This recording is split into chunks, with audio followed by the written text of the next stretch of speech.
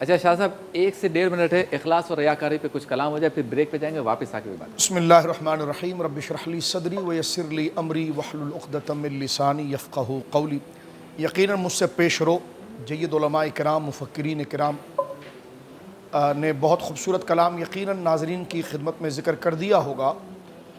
دیکھیے ریاکاری یہ العیاذ باللہ اخلاص کی ضد ہے. اخلاص سے مراد، مفہوم اس کا مراد یہ ہے کہ جب بندہ اللہ رب العالمین جل وعلا کی عبادت کے لیے خود کی کمر کو کس لیتا ہے تو پھر اس کی نیت خالص رہے، اس کے ارادے خالص رہے، اور وہ ایسے ماحول یا ایسی حرکات یا ایسے خیالات سے اپنے ذہن کو صاف ستھرا اور خیال سے کنارہ کرنے کی کوشش کرے کہ جو رب کریم کے ساتھ یکسوئی میں اس کے درمیان جو ہے وہ چیز حائل ہو.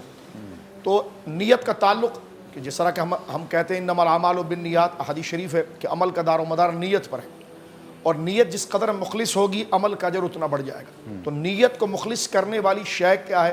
رب کریم کی جانب یکسوئی اور مخلص ہونا. اخلاص کا معنی جب کھل جاتا ہے جب ہم اس کی ضد ریاکاری کو سامنے رکھتے ہیں. صحیح. حضرت سیدنا ابو ہریرہ رضی اللہ تعالیٰ عنہ سے یقیناً حدیث ذکر کی گئی ہوگی. مسند امام احمد میں یہ حدیث مبارکہ جب آتی ہے تو اس میں یہ کہ یہ اتنا شدید عمل ہے، یعنی مخالفت میں اور برے اخلاق میں، کہ سیدنا ابو ہریرہ رضی اللہ تعالیٰ نے جب اس کو ذکر کیا تو 3 دفعہ آپ بیان کرتے ہوئے اس میں بے ہوش ہوئے ہیں. اللہ رب العالمین جل وعلا کے خوف سے بے ہوش ہوئے ہیں، اور ملک شام کے نوجوانوں نے آپ کو لے لیا اور پکڑ لیا اور کہا کہ وہ فرمان بتائی جو حکمت کی بات ہے. تو پھر آپ نے ارشاد فرمایا کہ قیامت کے دن جو ہے کہ وہ شہید کو بلایا جائے گا جس نے اللہ رب العالمین جل وعلا کی راہ میں جہاد کیا تھا، اور اس کا خلاصہ یہ کہ اس کو کہہ دیا جائے گا کہ اس کو منہ کے بل گھسیٹ کے جہنم میں پھینک دیا جائے. وہ کہے گا یا اللہ میری جان تیری راہ کے اندر چلی گئی اور مجھے منہ کے بل گھسیٹ کے پھینکا جا رہا ہے. یہ روایت بالمعنی میں آپ کی خدمت میں عرض کر رہا ہوں.